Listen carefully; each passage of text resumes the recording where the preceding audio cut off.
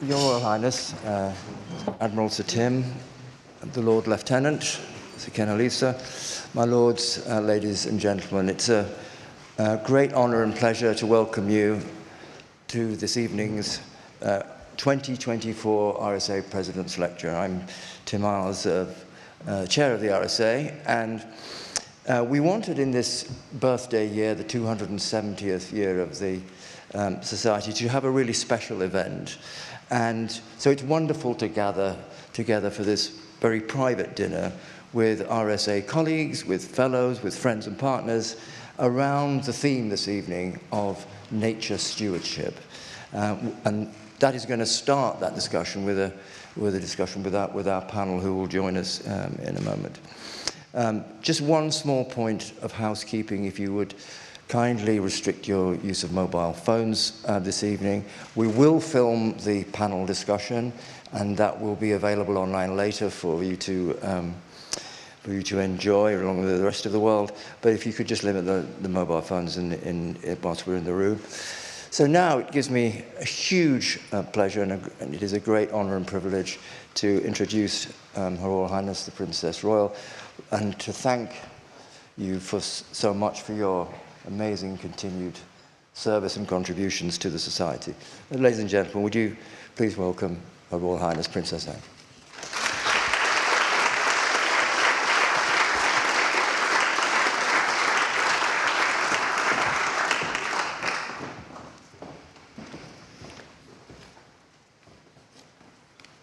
Good evening, ladies and gentlemen. Chairman, thank you so much for your kind words, and welcome to you all to this annual RSA President's Dinner. You've just been reminded, of course, that this is 270 years since our founder, William Shipley, convened the very first meeting of what was to become the Society of Arts in nearby Rothmel's Coffee House. It kind of underlines the importance that coffee houses had, and apparently now have again, which is absolutely fine. And of course, 250 years since the doors of this very building were opened as the permanent home of the Society from that day onwards, although not in exactly the same format. Though in here, nothing has changed. But I'd very much like to thank all the current members of staff and fellows for the incredible amount of work that they do to continue and to grow the RSA's impact and its value to society in this country, and more importantly around the world, as it spreads its word. And can I also take this opportunity to thank Tim Eyles for his service to the RSA as he comes to the end of his chairmanship. Thank you so much for the amount of time and effort you have put in. There's been a lot of extra things added and during this year, and we have lots of interventions which we've started. The recent launch of the Northern Creative Corridors programme, and that signals a lot of promise, I think, for social, economic and environmental health of that region. And I'm delighted that this evening's discussion will be the theme of nature stewardship, because the RSA is supporting through the development of a new project, Playful Green Planet. They don't tell me what the playful bit really means, but maybe that's something that you as members will develop. But it aims to foster certainly a greener, rather more creative, and definitely more community-centred vision for education. And the RSA's Design for Life mission fits very well with this particular discussion, and also with environmental sustainability, because it was an issue that my father, as Duke of Edinburgh, championed really throughout his more than 5 decades as president of the RSA. Indeed, it was under this very roof that the term environmentalism began to truly emerge, as it is now commonly understood. But for the 1960s onwards, the Society has played an important role in convening a network of constructively aware and active groups to work across a range of conservancy issues, from wildlife to water pollution to soil fertility, issues that have recently, fortunately, returned to the very top of the national agenda. Now, this is very much about securing focus on young people's access to nature. And this year's distinguished panel comprises young naturalists, Kabir Kaul and Caitlin Turner, as well as leaders from government and civil society, Rebecca Wrigley from Rewilding Britain, and economist Partha Dasgupta.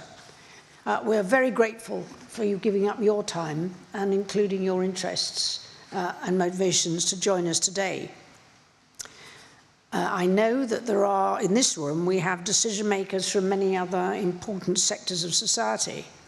That includes industry, academia, and policy making. So I'm pretty sure that our conversation across the evening will have a pretty far-reaching impact. That's on the basis that, of course, you take this conversation, the opportunity to ask the questions, and go away and discuss it even more widely. That's part of what you do. And there are so many discussions that this has been had in this very room over the Society's long history that has made such an impact. So our panel this evening will be chaired by RSA's Director of Design and Innovation, Dr. Joanna Chakir. So please join me in welcoming her and our very distinguished guest panel.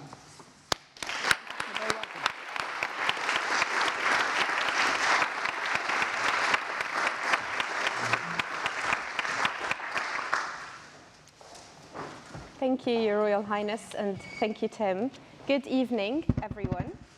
We are living through a crisis of disconnection with our own agency to make change, disconnection with our capacity to bring communities together, to effect change together, and disconnection with nature and the impact of our everyday actions and decisions, or the lack of them, on the climate and on the biodiversity crisis.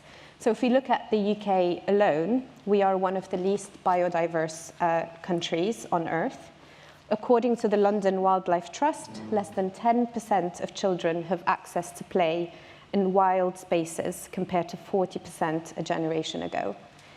A survey of 2,000 UK parents with young children showed that 3/4 of children spend less time outside than prison inmates. And a government-led research report found that more than 1 in 9 children had not set foot in a park, a forest, a beach, or any other natural environment in the last year.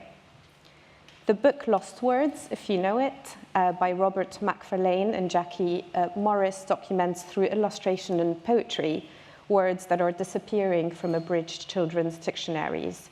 These are words like conquer, bluebell, ivy, magpie, and otter. We know that nature-immersed play brings many benefits to children's development and well-being. It also grows children's interests, confidence, capabilities in caring for people, places, and nature.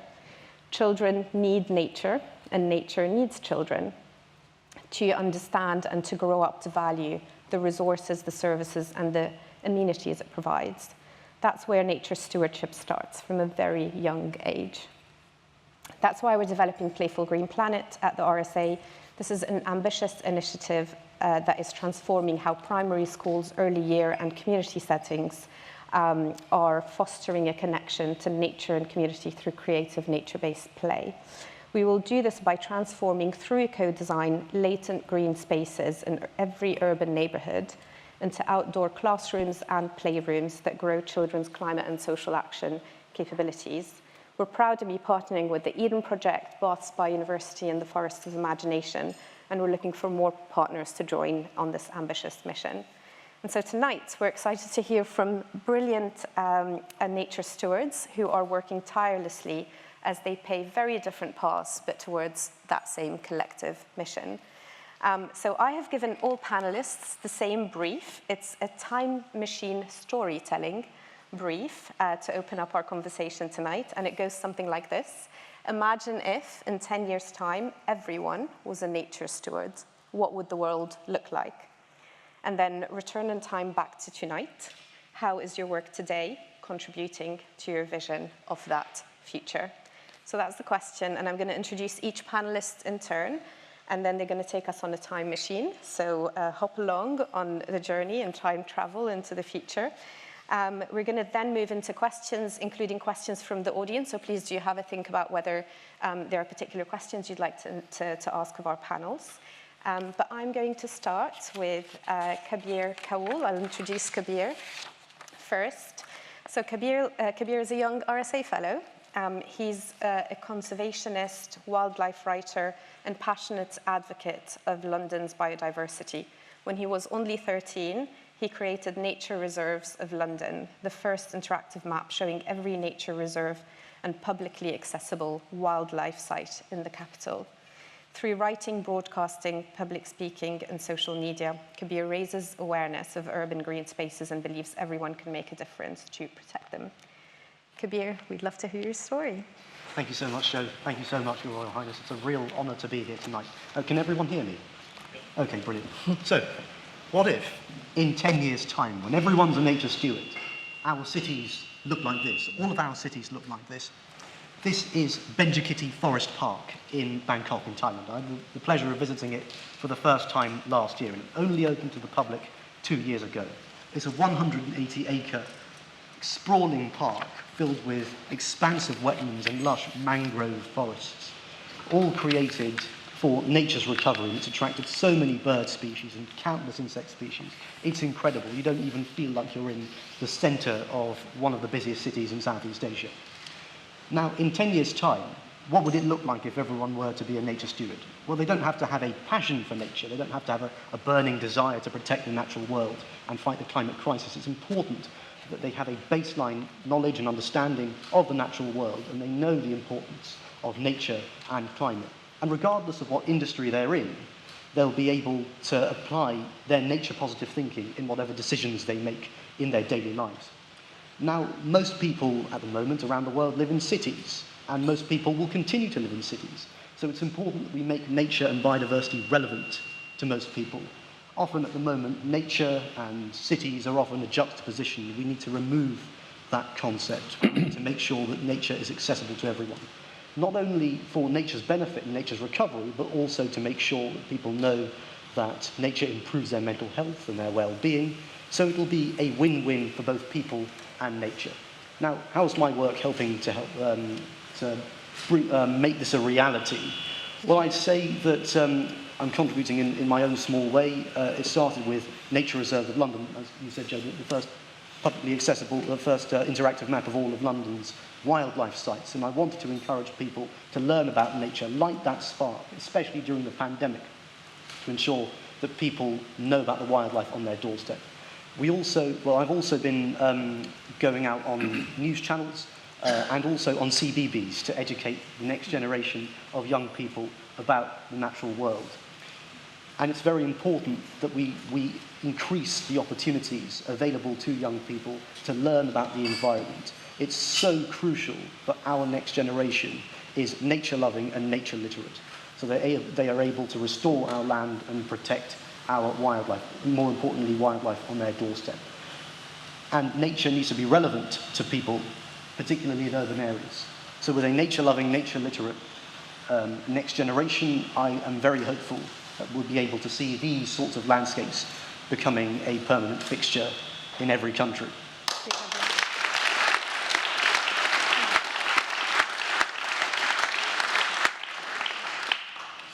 Thank you, Kabir. Let's make that happen in the next year, not 10 years. That's an incredible vision. Next, I'm going to turn to Caitlin Turner. So Caitlin is a marine biologist and conservationist, currently working for the Sustainable Inshore Fisheries Trust as their policy officer. Caitlin is passionate about securing marine protections and ensuring policy making is both accessible and equitable for all. She spent several years studying, working and volunteering in the sector, promoting youth inclusion in decision making and championing community co-management of local marine spaces. Caitlin was recognised as coronation champion for the coronation of King Charles III for her work, which is incredible. Over to you, Caitlin. Thank you for the introduction. Thank you, Your Royal Highness, for being here as well. Forgive me, I do have notes, but that's because my memory fails me constantly, and I might go off on a rabbit hole and rant about something else. But anyway, so for my Imagine If, I'm going to get you all to close your eyes, if you could, for a moment, for me, please. And I am watching to make sure you all close your eyes. I am up here, I can see you all. And I want you to clear your head, but listen closely to what I'm going to say. So imagine that you're on a beach. The waves are lapping against the shore. The sea is still. It's silent, apart from the sound of seabirds. You're going for a swim today. You walk into the shallows and cold water takes your breath away as clear water circles around your legs. You've got goggles on and you take a deep breath and you plunge under. You open your eyes to a world of wonder. The seabed peeks through the purple pink of coralline merle, scallops dance in the gentle current, and a crab waves its claws at you. Shrimp stare up at you with their beady black eyes, and you hear the clicking and humming of underwater life. You keep swimming, and you come upon a seagrass meadow, lush green swaying for as far as the eye can see, glittering with the bodies of silverfish under the sunlight. You swim further, it's still, and towers of kelp reach toward the sky. A seal accompanies you, watching you inquisitively with a puppy dog's stare. This is life natural and undisturbed. You return to the shore at sunset, golden beams illuminating the sea. Your footprints in the sand are littered only with shells. In the distance, dolphins leap and twirl. Imagine if this was the future we left to younger generations, that this is how the world could look in 10 years' time, where we've learned to recognize our place as part of the ecosystem, rather than solely viewing it as a commodity that can provide for us. We've given back, protected, restored, respected, lived with and within, not separate. You can open your eyes now if you wish. It's this imagining of a future full of life and abundance that fuels what I do in my work. And I only know what's now, and that's essentially what's left after years of overexploitation, but I've heard and I've been told the stories and I've read them from people that used to know life before, when it was full of abundance and diversity, that knew that majesty I described. And I also know how resilient the environment can be and how it can bounce back when it's allowed to do so. So what I've described doesn't have to live solely in your imagination. It can happen and it can be real. It has been real. I'm trying to make it real. I work and I volunteer across numerous roles alongside being an independent marine conservation advocate.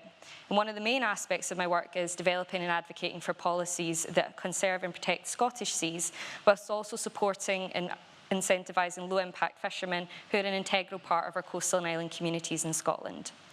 But another aspect of my work, as mentioned, is helping to elevate youth voices in marine conservation and environmental and climate discussions, to ensure that they have a seat at the table, that they contribute to informing policy.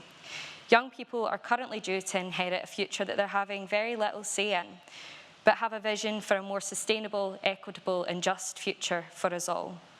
We can achieve this future, but only if youth voices are included. The young people in the photo behind me are part of the Marine Conservation Society's Youth Ocean Network, which spans the length of the UK. They're just a small collective from Edinburgh alone that could actually reach Edinburgh at that point in time. And to me, they perfectly represent the future of nature stewardship. They care and they want action for our seas and for our wider environment. So hold on to the image of the sea swim that I described to you, and remember the young people that I've shown behind me. Use them to inspire what you do from tonight onwards. We can achieve this future that I've described. The environment can recover, so long as we act now. Thank you.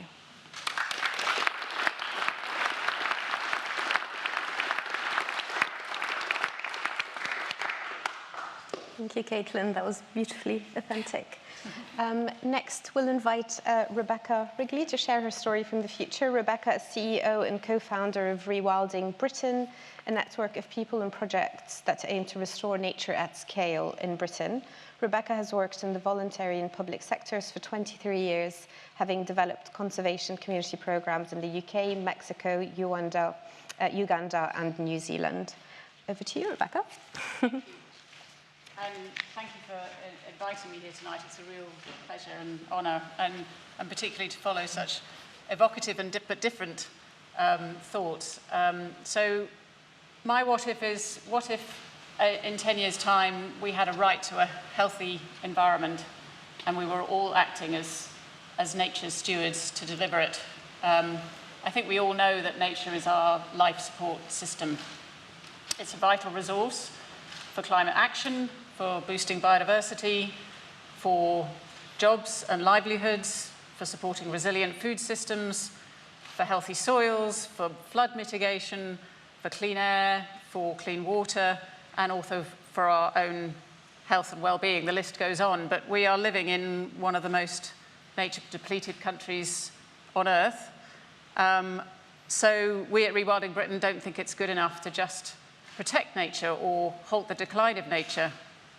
And that's not just for nature's sake. We know that it will impact on our economy. A recent report from the Global Finance Institute suggests that it will impact on it will reduce our GDP by, at the very least, 6% by 2030. So doing nothing is not an option.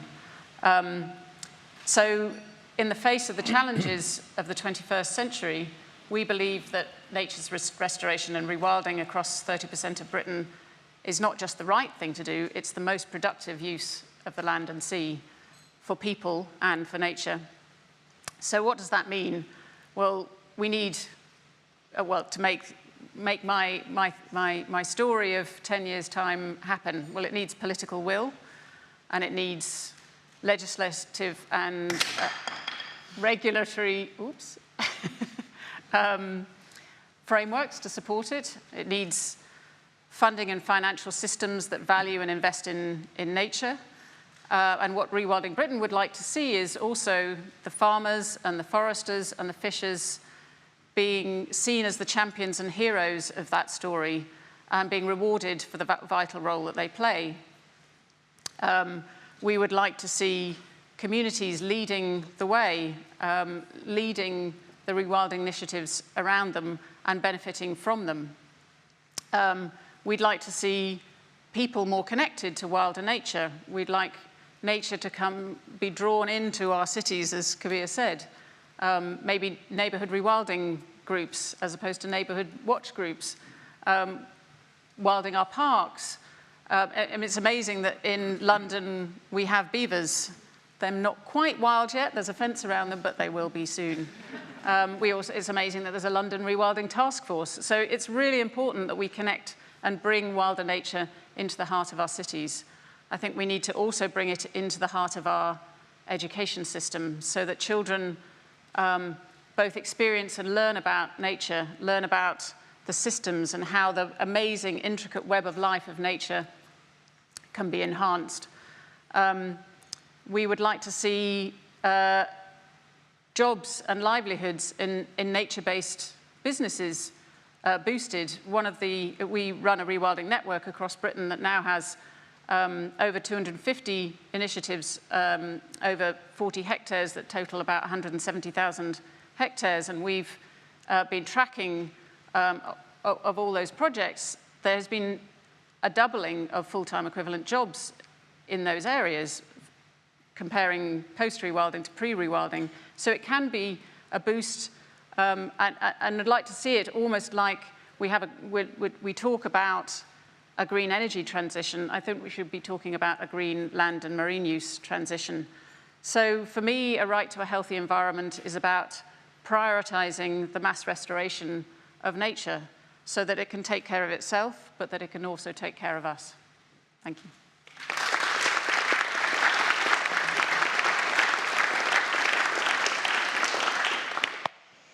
Rebecca, thank you. And last but not least, I'd like to introduce Sir Partha Dasgupta.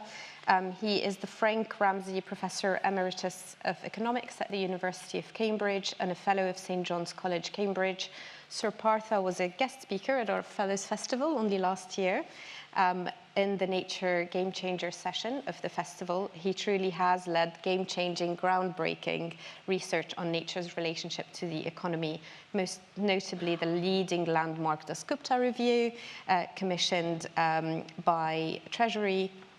And the review is a global independent review commissioned by the Treasury, and the first of its kind and a foundation stone of the growing field of natural capital accounting. Welcome, Sir Partha, and would love to hear your story. Well, thank you very much. It's a great honor to be here, Your Royal Highness. I'm going to look back to where people want to be at, to see what the factors are, which factors are going to make it pretty nearly impossible to get there. The reason I'm very pessimistic about, never mind 30 years, even 15 years, is that the language that we have learned to use to think of transactions, think of the way we go about our lives, has been hugely influenced by my own discipline.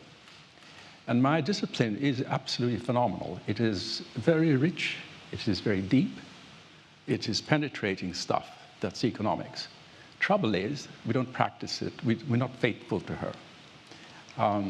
For a variety of reasons, and so one can go on a whole evening discussing what went wrong in the way we practice economics. All the tools are there, literally are. The great masters of economics of the past left for us an incredible language in which to think about our place in the world and how we go about our daily lives. But we have, for a variety of reasons, moved in a way that hasn't happened. Take, for example, the case that even here amongst the panelists, one observation was about how much of GDP would be lost, 6% or 7%. Because we have an absolute, we're almost programmed to think in terms of well-being in terms of GDP. But if you think of the index itself, there's nothing in economics which has actually recommended it. Adam Smith wrote a book called The Wealth of Nations. He did not write the GDP of nations. And he thought about the wealth of nations for a very good reason. He was interested in stocks. He wasn't interested in flows, stocks of assets. Now, we know a lot more about nature than Adam Smith did. Well, that's called progress. But we should build on that basic insight to recognize that our greatest asset is Mother Nature. She not only nurtures her, but she offers us all the goods and services on the basis of which we survive and try and make a good life out of it. GDP doesn't have anything like that in mind. It's a flow. And flows can never tell you anything about what lies ahead. What lies ahead, what the possibilities are, can only be charted through an understanding of what we own, what assets there are, and what actions are we likely to take to gravitate, to make our way, the society to make its way over time. GDP is a flow, but it's also a bad flow. It's the rogue word is gross. It doesn't have net in it. In other words, it doesn't take into account the depreciation of capital that can take place even as you're manufacturing goods and products. And of course, the natural capital that I have in mind, and we all have in mind tonight, is natural capital, which is completely missing. So you can have a growth path, everything looks good, meanwhile you're minding the nature as you go along. And of course, that's exactly the path that we have been following. Our recent work by the United Nations Environment Programme showed that over a 22-year period from about 1992 on, for a 22-year period, per capita produced capital, that is, manufactured goods and goods, machines, buildings, and so forth, per capita globally doubled. Per capita human capital, education, health, and so forth, which are all good things, increased by about 20%. But natural capital per capita declined by 40%. So that's the way we have managed our things. And so I think any move towards the direction that have been posited by my colleagues here, and which we all like to see happen, will be thwarted unless we alter our language. And there are many, many reasons as to why there are difficulties in that happening. One reason is nations gain a foothold in political life by raising GDP. Cash in hand is very useful. You can influence political circumstances, as you know. So there's a rat race, or a GDP race, if you like, across nations. And you could see the last 20, 30, 40 years, transformation of our perception of what the powerful countries are, guided entirely by GDP. No question about it. So there are forces at work which are going to work against everything I've said now. We're not going to be interested in wealth. We are interested in GDP because it has enormous mileage. So I think unless we somehow or the other teach economics, and I come back to education now, I guess, to the adults, not children. Never mind children, because that's too long. We don't have much time left, as it were. The long run is behind us, so to speak. We need to teach adults how to take economics seriously, because when practiced well, when thought through, it's the natural language for us when we maneuver ourselves through society and life, personal life. So until that happens, I'm afraid that panacea is not going to happen either.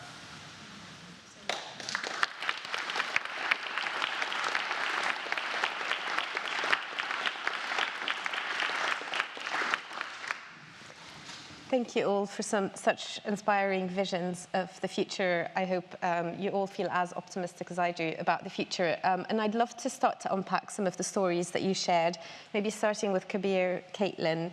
I'd love to hear more about, I know you told me backstage, but I'd love to hear our guests. I'd love our guests to know more about what drew you to the work that you do, and what do you think would support more young people to take action? Well, I've always been interested in nature. It was just sort of organic in the beginning. I was really fascinated by David Attenborough documentaries. I was really nerdy when I was young, so I used to read animal encyclopedias about that thick when I was very small. And my imagination was captured by the sheer diversity of wildlife in those pages. And then slowly there was a transition from being interested in nature that I was reading about, watching, to actually being interested in the wildlife on my doorstep in urban London. And then I soon realized no one's talking about urban nature. As I said earlier, it's like a juxtaposition, nature and urban areas. People will think you have to go to the countryside. Of course, you can see nature in the countryside. But to make nature relevant to so many people, you have to start on their doorstep.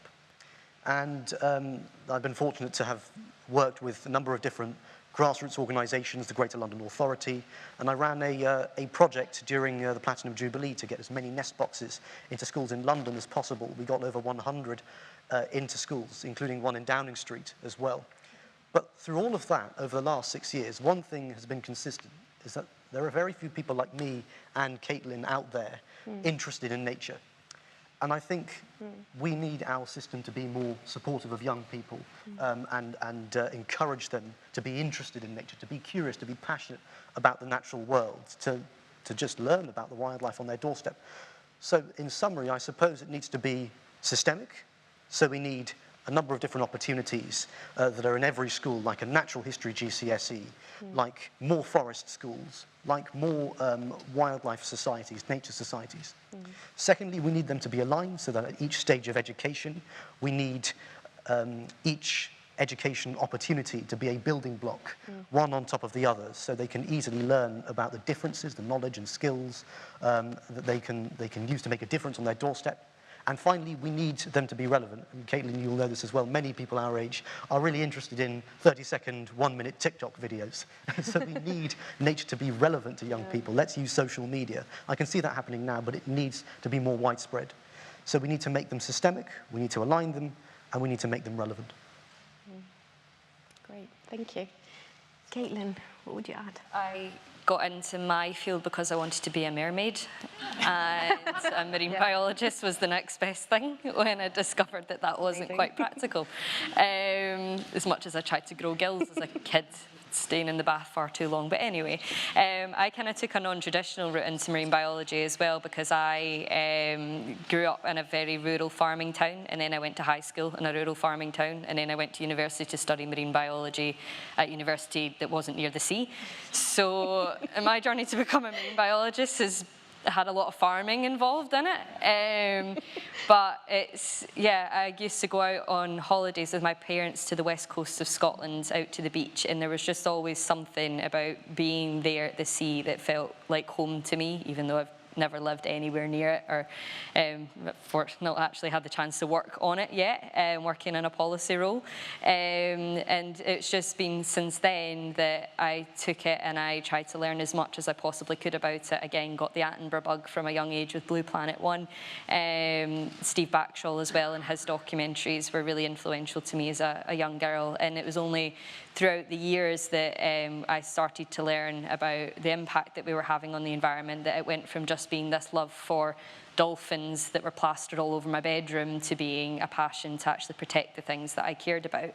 And that was largely driven by being able to have that access to the beach from the young age that I had, and having that access to nature from a young age, as you were saying. It's essentially the driving force of what will determine whether a young person will eventually in life come to really care about the environment or whether they won't, because I'm going to terribly paraphrase Sir David Attenborough, but he essentially has said something along the lines of that people can only care about something that they have experienced. And this has been something that's also fueled my work as well, and a lot of the youth advocacy work that I do is to not only just break down the terminology for young people to use their voices to engage with political discussions about what's going to happen in the future and the protections we need for the planet, but to also try and actually get young people into spaces, whether they're marine, whether they're green spaces, just in their local space that the environment is in, to get them there and to recognise what is there and what little things that they can do to help protect it and to be an advocate for it. And I work with a lot of other young people that are doing incredible work across different environmental disciplines in Scotland and the UK that are all following that same sort of theme of trying to make nature accessible to from the youngest of generations, to get them into it. And that's getting increasingly harder. With increasing urbanisation, green spaces are becoming less and less. When I moved to Edinburgh, I didn't have a green space apart from the football pitch, which was immediately across the road from me. And that was about it. And I found that really hard, at being 23 and not having a local green space around me, let alone kids that are growing up in concrete jungles that don't have that access at all. So I think that's really one of my key takeaways, is that we need to try and improve accessibility of nature generally to young people, and also improve to make the language that we use more accessible to young people as well, to be able to become advocates for what they care about, because there's a lot of fancy terminology going about. Natural capital hurts my head, and that's me just trying to understand that after understanding the law of the sea, let alone someone that wants to care but doesn't know all of this language that is being used in the space. And also to ensure that inclusion isn't just tokenistic. It's not just going out to a school to do a talk and then the engagement stops there. It's continued engagement to actually provide the opportunities for young people to get involved and to have their input valued and utilised as well. So accessibility and meaningful inclusion, I think, are my kind of two main takeaways to get more young people involved. Great, thank you both so much. So you both talked about the importance of exposure and experience to build that strong connection and interest. And I want to move to you, Rebecca. You work a lot with communities, and young people are a really important part of communities. What do you think communities need to better steward nature? And I know you published, Rewilding Britain published a new report only last week about rewilding finance, and communities was one of your core recommendations. So we'd love for you to touch on that. Thank you. Actually, it's interesting what a common denominator David Attenborough is, because he was also slightly earlier.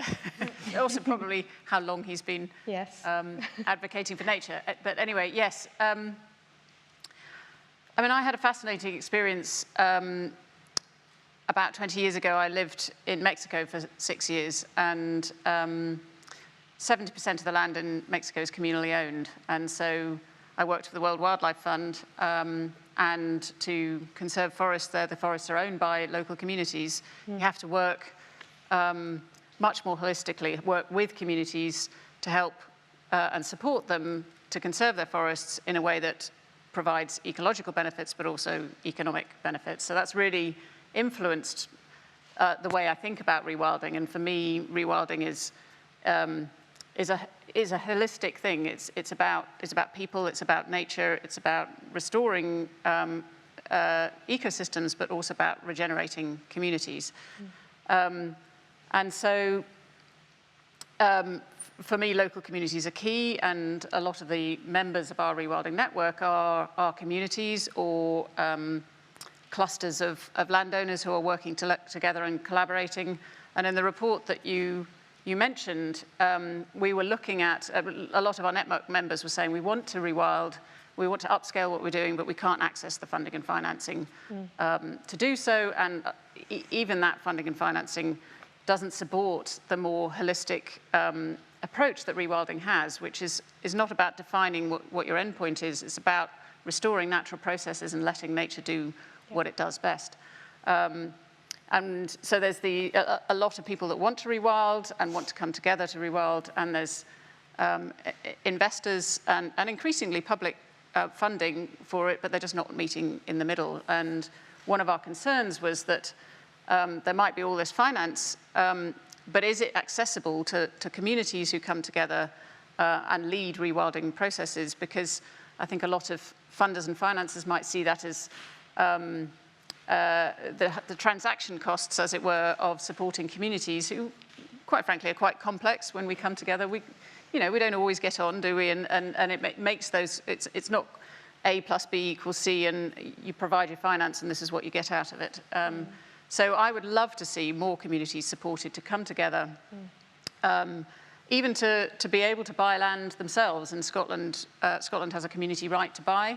I'd love to see that extended to England and Wales so that communities can become stewards of the land or sea around them, and can be the focal point, but also ensure that they receive the benefits. So I think that's just a crucial element of restoring nature. Again, it's not nature over here and people over there, and I think that's been one of the kind of mistakes in the past of siloing things. It's a kind of tendency which comes actually back to the education systems that you were talking about, Kabir. We tend to silo our approach. It's sort of maths, English, and actually we need to understand systems better and take a systems approach and integrate that into our way of thinking in our education system. Yeah, excellent. Thank you, Rebecca. And your casing point around, people are nature, we are nature, communities are nature. Sir Partha, you might have a thing or two to say about nature and finance. So I wanted to ask you, are there any changes or experiments that you've seen to fiscal policy, either in the UK or other parts of the world, that is changing how governments might be thinking about finance investments in the form of kind of tax spend revenue to be able to better steward natural capital? Well, that's a difficult question for me to answer, because you're looking over 140, 50 countries or so, and countries differ enormously. My own experience has been based in India, particularly given the fact that my generation, when I was a student there, several of my colleagues, contemporaries, then became high government civil servants, and so when I used to raise these matters with them, let's say 20 years ago, 25 years ago, of course there was enormous affection expressed, the polite silence. It's all very well, Partha, but we have to worry about the bottom line, which is a very frequent observation I had. And I don't think that has really changed very much. Of course, there'll be, governments come and go, and some are more inclined and others aren't. But I don't see, at least the countries where I know something about, and that's only very few, one or two, actually. Take this country, for example. There's a election coming up, and I haven't really heard very much. In fact, I've heard nothing about a country which has hardly any biodiversity left. It's a depleted country. And on the other hand, you go to Costa Rica, and you see a very different attitude, as I noticed. And of course, they have quite a lot of biodiversity, as it were. I think one of the problems that hasn't really been mentioned here, and as an educationist, I find that to be really critical. It's a deep factor which is going to affect the way we lead our lives, is to recognize that the stuff that we see when we talk about nature, that's the epiphenomenon. The real phenomenon is underground. And the processes that are taking place silently, invisibly, are generating the stuff we see. The Millennium Ecosystem Assessment of 2005 very nicely classified Mother Nature's offering, so to speak, to us. I mean, she was not offering us, we just happen to be around now, but it's been there always, are what's called provisioning goods. These are food, timber, water, pharmaceuticals, fibers, and so forth. All the objects of nature which we mine or harvest and then convert into final products which we call GDP at market prices. Then they distinguished what I think are the real phenomena, which is these are regulating and maintenance services. They didn't have it in a mathematical form, but since I'm a mathematician at heart, that's what I do, which is the processes that are generating these. That's a real phenomenon. What are they? Well, carbon regulation is one of them. Soil regeneration is another. Water filtration, cleaning, cleansing of water. All the stuff that's going on under our feet, and the rivers and so forth. And they're almost all silent and invisible. So unless you have some sense of where the stuff that we are interested in, because we have to negotiate our way through life, we need these provisioning goods. But for them to flourish requires not to destroy the processes. And these processes are destroyed, for example, when you use fertilizers, phosphorus, insecticides, and so forth. But we know of that phenomenon, that they are very harmful to stuff that we see. What we don't always appreciate is they're very harmful to processes that we don't see, or we don't even hear of. But without them, the whole superstructure just collapses. And what we see is, of course, just the epiphenomena. And so I think I would like to see governments, particularly I'd like to see treasuries hire ecologists. It's an outrage to me that, natural capital, that's an asset. And the treasuries don't have any representation of that kind of asset. They'll have all sorts of other types. But to relegate it to a secondary department of government, and they're always secondary, by the way, the environmental departments, is, I think, quite outrageous, because it's absolutely fundamental to the stock of assets on which we all live. Thank you, Sir Partha. I think that's a really good point around how we make these kind of ecosystemic services more visible, better accounted for in our economy. I think we touched on education. I'd love to dive a little bit deeper into that. And there's a quote I often come back to. I'll read it out. It's by philosopher and futurist Zachary Stein, who I believe is also a fellow of the RSA. He says that today education is the meta-crisis. Education is the root of all more specific crises, such as climate change, governance breakdowns, impending war, and social unrest. We can see that there's a growing body of government-led initiatives that are starting to put a little bit more focus on climate change in education, environmentalism in education. So, for example, the 25-year environment plan to encourage children to be closer to nature, or the Department for Education, Sustainability and Climate Change strategy. Also the new education nature parks, National Education Nature Parks, and I believe we have two organizations in the room who are working on that, the Natural History Museum and Learning Through Landscapes. There's also obviously a lot of kind of bottom-up grassroots movements like the Forest School Initiative.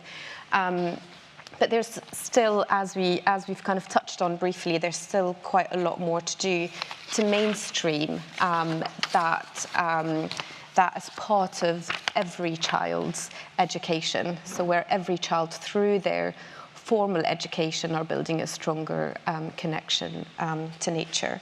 So what are you seeing in this space that is giving you hope, and where do you think we need to see more courage?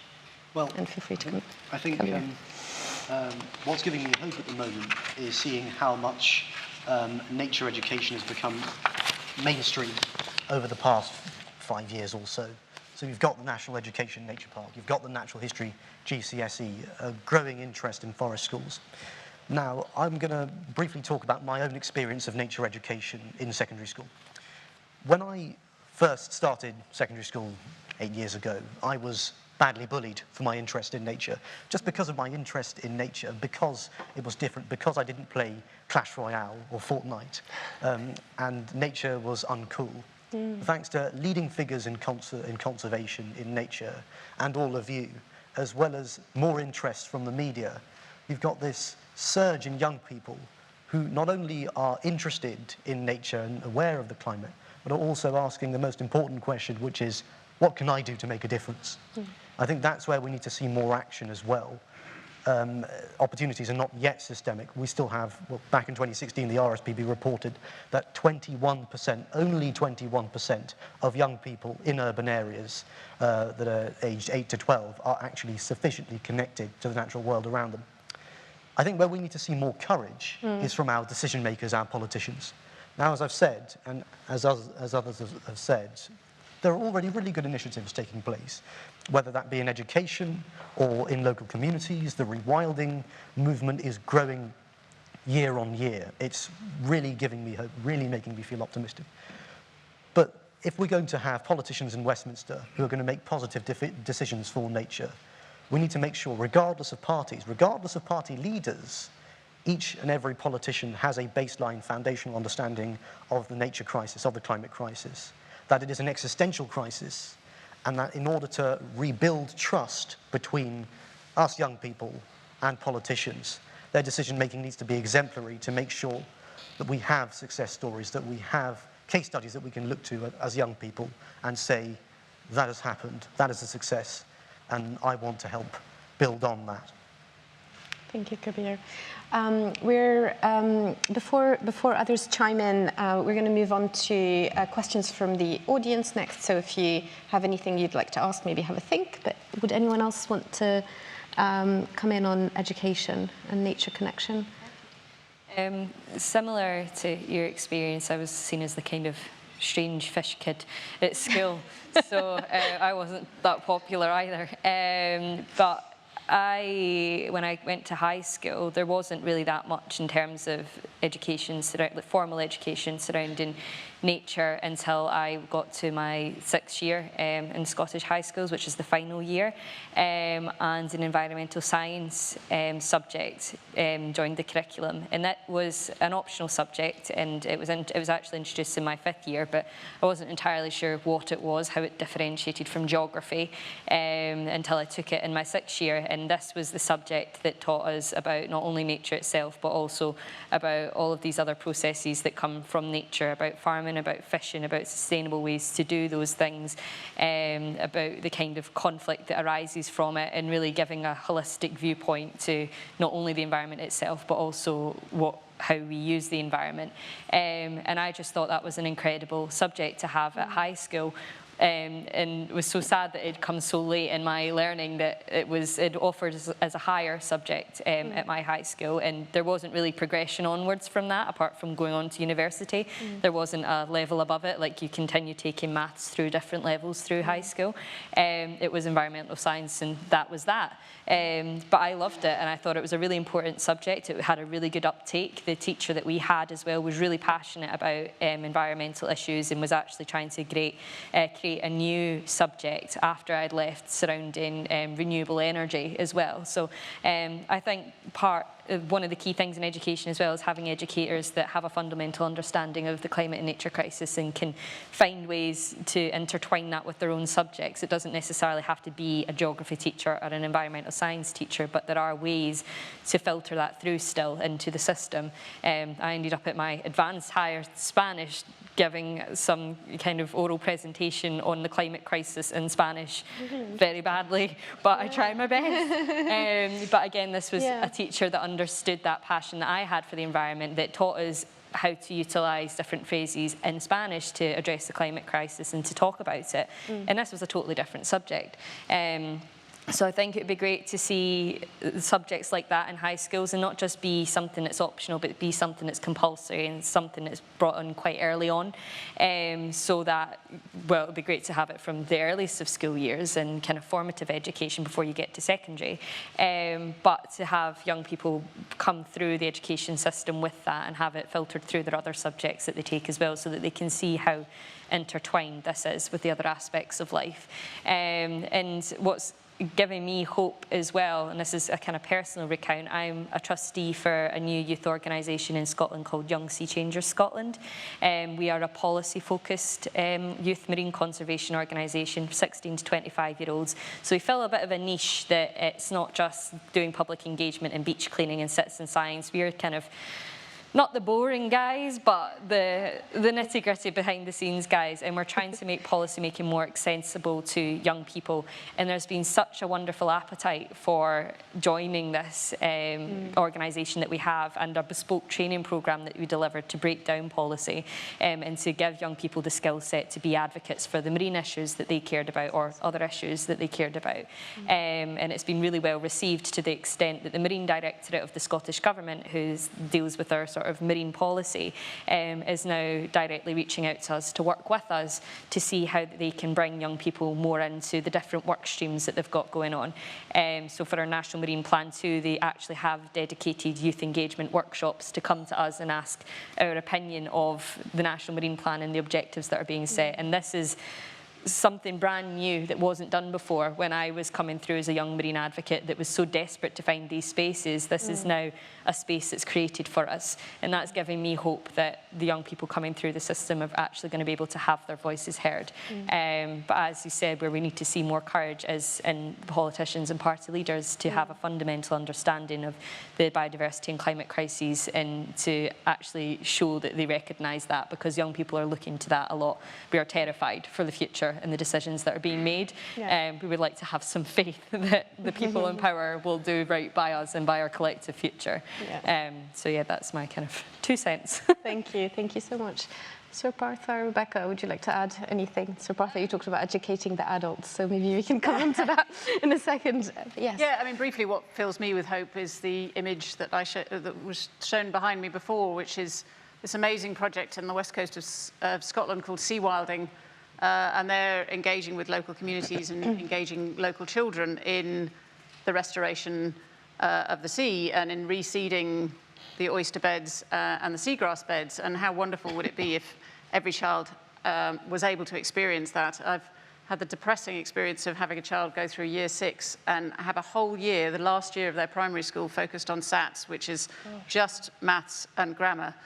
And during that time, we offered to take the class out. It was a super low tide, and we took them out to some rock pools, and it was just, it all came to life. It was a really terrible day. It was storming, it was rainy, they were up to their, waist in water, but they were absolutely fascinated by what they saw and what you could learn from natural systems in terms of the way that the world works. If that could be the bedrock of our education system, instead of focusing on, again, a siloed approach, that would fill me with hope. Thank you. So, Partha. No, I really don't have anything really to add to that, but to perhaps emphasize that deep knowledge can come not only from observation, but actually studying theoretically and analytically, mathematically processes. I, for example, have never taken a course in ecology, ever. But I've hung out with ecologists for the last 40 years, so I'm now a sort of honorary ecologist, if you like, because I was trained by some of the best guys in the business, most profound minds, because we collaborate and so forth. And many of them are not field ecologists. The panel here are much more field ecology oriented, and I'm just trying to balance it by saying that, in fact, a great deal of the insights we have is not from the field, but from understanding how systems work. For example, taking a simple example of the fact that in some sense the economics of climate change has misled us hugely into thinking that we can substitute our way out of problems. Because this is one area where you can say, well, if this is a dirty energy source, get to a cleaner one, and then they sequentially get rid of the dirty ones. But that can't happen because climate regulation is only one of the services Mother Nature offers. And there are others that are complementary to it. Soil regeneration, for example, is complementary to it. Mother Nature is not a house of cards, of course. It's not as though if you blow on it, it collapses. She's resilient. She's survived all these. But we are so smart now, we can, if we put our mind to it, we can turn her into a house of cards, and we're doing pretty well at the moment. We need to reverse that process, so to speak. So understanding processes theoretically, mathematically, because it's the mathematical structure which gives you the insights as to what, for example, we use the word tipping points all the time, but that's a deep mathematical notion of breakdowns of a system which moves in, flips from one dynamical system state to another. And to get an insight out of that, I mean, you can learn a lot about the fact that complementarities mean you really can't concentrate on one. You have to concentrate the whole lot of them, because what you're doing to one, perturbing one perturbs the others. That's an insight which you only do have if you work through the mathematics of it. So I would say, yes, stick to the maths in the earlier stage. Don't give up on that, because non-quantitative thinking is really bad news. Great, thank you so much. Don't get rid of the moths. We're going to come on to audience questions. I think, conscious of time, so I'll pull maybe 2 or 3 questions from the audience, and then we can answer them in the round. If your question is directed at one of the panelists, please specify. My colleagues will have a mic, so they'll come to you. Yes, over there. Hello, thank you very much for your comments. I'm Richard Deverill, I'm the director of the Royal Botanic Gardens Kew. And I was interested in, any of us who care about the environment, we're probably concerned about the lack of public concern about the state of environment, nature in particular, both in the UK and globally. And I wonder whether we frame too many of the arguments about nature, about its intrinsic value, and perhaps we should shift to utilitarian value, the many benefits, some of which have been touched upon, that nature provides for humanity. And I'd be interested in the panel's comments on if we shift to those utilitarian arguments, more, if you like, nature will save us rather than humanity needs to save nature. Will that help to build public concern about the state of nature? Great, thank you. Hold that. I'll take another question. One at the back there. Hello, everyone. I'm Nazmus. I'm a final year economics student at the University of Warwick, and I'm prospectively graduating next month. So my question is revolving around the utilization of technology, maybe tools like artificial intelligence on how we can accelerate our environmental sustainability efforts. But still, artificial intelligence as a technology tool, it's like the way it can capture how we go through different approaches in solving complex problems. It's still a work in progress. So how can we, in order to address the macro objective of environmental sustainability, how can we utilize tools like artificial intelligence to trying to solve the sub-objectives which are extremely complex in nature that revolves around environmental sustainability? Thank you. Great, thank you. And I think we have a third question over there, Martin. Sorry. Yes. I can't resist this one. What single thing would you like the incoming government to do? That was one of my questions, and we're out of time. Great that you asked it. Great, so we've got 3 questions. One is on the utilitarian argument, so humans need nature rather than the other way around. Second is on AI and sustainability, and then what we need from a new government. Feel free to take whichever one you desire. I can start with the first one, go for it. I really don't want to answer the second one. I mean, I agree. I think there is. I think what's going to be fundamental is narrative, and I think in many aspects, but particularly in this one, and I think we need to catalyse a sort of mindset shift. That, hence, me using the language of rewilding 30% as the most productive use of the land and sea. it's not just its intrinsic value, it's also I can't even say it, extrinsic value, and not least for those stewards of the land to feel like they have a productive role. I think many farmers, for instance, focus on that sense of identity and meaning and purpose as currently being food production, but I would like to see that broadened to include nature restoration and all the benefits it brings as part of that sense of having a really productive role and being really productive for the nation and for what we're asking of the land and sea in the 21st century. So I think narrative is going to be key. I don't think we've quite got it yet, and it's something that at Rewilding Britain we're really working on. So if anyone else has got ideas about how to pitch that narrative, and I suppose just quickly before in terms of the next government, I would like them to commit to rewilding 30% of the land and sea. Right, really clear manifesto, action plan. Yes. Yeah, to answer the third question, I think the single thing that I want the government to do, any incoming government, is to bring decision-making back to communities. And I think in terms of rewilding, nature recovery, nature restoration, not only will that help to help us to meet our 30 by 30 target, parts of the environmental improvement plan, but also when you bring decision-making back into the hands of the community, you've got local knowledge, local expertise that's not always used. And that also creates a vehicle to encourage more communities, people of all ages, backgrounds and abilities, to get involved in recovering nature on their doorstep. I think, Joe, part of Playful Green, what's so important about Playful Green Planet is that it helps foster place-based learning. If we've got this sort of place-based nature recovery system, people who are learning about nature and climate crisis for the first time will know about those issues based on their local area. And I think that's really powerful, really powerful, relevant starting point. And in time, hopefully, we'll have, as I said before, nature-loving, nature-literate generation. Not just that, but also if you put decision-making back into the hands of communities and local government, you'll be able to create a resilient, ecologically resilient, climate-resilient nature recovery network. And on the point about utilitarianism versus nature's intrinsic value, I've been very fortunate to have been on the London Rewilding Task Force, working with organisations like Rewilding Britain, as well as politicians, financiers and ecologists across London.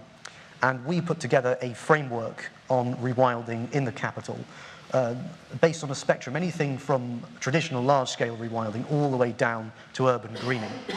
And I think the biggest challenge there, if you're going to implement any of the recommendations that we made on creating this nature recovery network in London, is people's perceptions. People might look at a skylark or a bush and say, well, what's that got to do with me? What's worth saving? It's not worth saving. It's got nothing to do with me in my life. So I think perhaps occasionally you could use the utilitarian argument that you improve access to nature. So Partha, you were saying there's natural capital as well. It's beneficial for all of us. So I think there needs to be a mixture. It depends on the individual. But if you use a mixture of both educating people about nature's value to us and how we need to save nature as well, then we can get many people on board, no matter where they live and what their previous understanding of nature might be. Thank you. Would anyone like to? No? Fine. Great. I think they've covered it. Would anyone like to come in on AI? No pressure. Yeah, don't use AI. Okay. Actually, I've got one. Yes. So one of the problems with it is assessing change in terms of rewilding and getting a sort of state of play. And I've always thought that with satellite data and AI, I mean, I can see rewilding with the naked eye as I'm going across the country in a train, for instance. You can look at it. It's because it's sort of messy and different colours and structures and shapes and sizes compared to, you know, very green monocultural agriculture, for instance. So if we could get AI to look at satellite images and make a snapshot and assess rewilding, the state of rewilding across the nation, I think, I mean, if they can find, I don't know, training camps in the desert, they can assess rewilding in a snapshot, that would be fantastic, because then we could see how we're progressing. Yeah. So if anyone can make that happen, that would be amazing. Excellent, brilliant, thank you.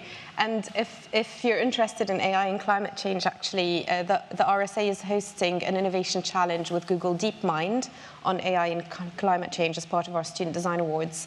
And the award ceremony is on the 2nd of July. It's a public event, so come and find out more from the winning students on that brief and some of the innovations they've created.